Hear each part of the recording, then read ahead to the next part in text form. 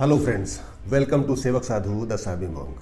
19 जुलाई 1827 यूपी के बलिया डिस्ट्रिक्ट के नागवा गांव में एक बेटा जन्म लेता है।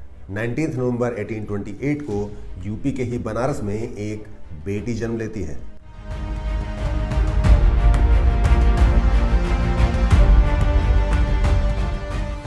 ये दोनों ही अपने 29 साल की उम्र में ऐसी चिंगारी भड़काते हैं जिसको शांत होने में 90 साल लग जाते हैं, जिसमें लाखों लोग शहीद होते हैं और 90 सालों बाद अपराजय दिखने वाले दुनिया के सबसे शक्तिशाली साम्राज्य को अपने घुटने टेकने पड़ते हैं।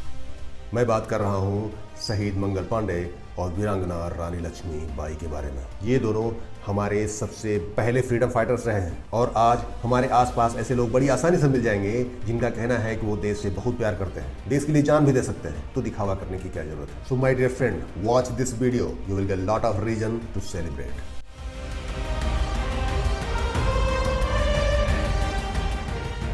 पहली बात, ये हमारे अपने लोगों ने 90 साल की लड़ाई के बाद गुलामी को हराकर आज़ादी को जीता है और सेलिब्रेशन हमेशा जीत का किया जाता है, हारने का नहीं। इसीलिए मैं कहता हूँ जितनी लंबी फाइट, जितने सैक्रिफाइस, जीत का जश्न मनाना उतना ही जरूरी हो जाता है। एक बात और आप जान लीजिए, आज़ादी के लिए जिन लोगों ने कुर्बानियाँ दी हैं उनके लिए यही हमारी सच्ची श्रद्धांजलि है।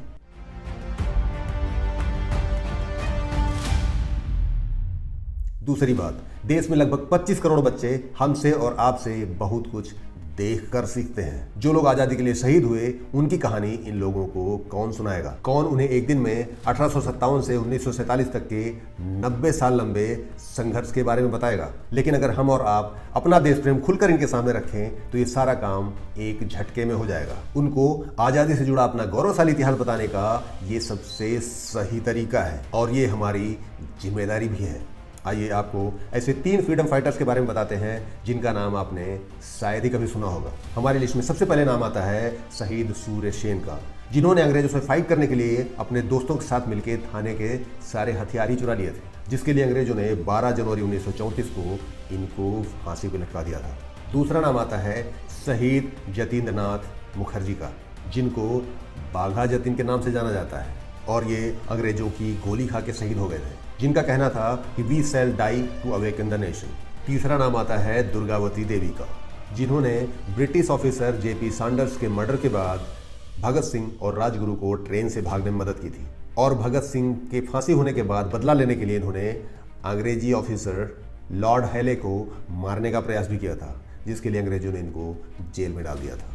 सो माय डियर फ्रेंड्स, अगर आपको लगता है कि आप देश से बहुत प्रेम करते हैं और आप देश के लिए जान भी दे सकते हैं तो आने वाले 15 अगस्त को जोर शोर से सेलिब्रेट करिए, ढोल नगाड़ों के साथ सेलिब्रेट करिए। 15 अगस्त का जश्न हर बार की तरह इस बार भी जोरदार होना चाहिए। और जाते जाते रामावतार त्यागी द्वारा लिखी हुई कुछ लाइनें भी सुना जाता हूँ, जिससे आपका देश प्रेम एक बार फिर से जग उठेगा। मन समर्पित, तन समर्पित और यह जीवन समर्पित, चाहता हूँ देश की धरती तुझे कुछ और भी दूँ। माँ तुम्हारा ऋण बहुत है मैं अकिंचन, किंतु इतना कर रहा फिर भी निवेदन, थाल में लाऊं सजाकर भाल जब भी, कर दया स्वीकार लेना यह समर्पण। गान अर्पित, प्राण अर्पित, रक्त का कण कण समर्पित, चाहता हूँ देश की धरती तुझे कुछ और भी दूं। मांझ दो तलवार लाओ न देरी, बांध दो कसकर कमर पर ढाल मेरी, भाल पर मल दो चरण की धूल थोड़ी, शीश पर आशीष की छाया घनेरी। स्वप्न अर्पित, प्रश्न अर्पित, आयु का क्षण क्षण समर्पित, चाहता हूँ देश की धरती तुझे कुछ और भी दूं। तोड़ता हूँ मोह का बंधन क्षमा दो, गांव मेरे द्वार घर आंगन क्षमा दो, आज सीधे हाथ में तलवार दे दो और बाएं हाथ में ध्वज को थमा दो। यह सुमन लो, यह चमन लो, नीड़ का ऋण तृण समर्पित, चाहता हूँ देश की धरती तुझे कुछ और भी दूं। वीडियो देखने के लिए आप सभी का बहुत बहुत धन्यवाद। वीडियो कैसा लगा ये कमेंट करके जरूर बताइए और ऐसे वीडियो देखना चाहते हैं तो हमारे फेसबुक पेज को लाइक करें, हमारे यूट्यूब चैनल को सब्सक्राइब करें। Thank you so much.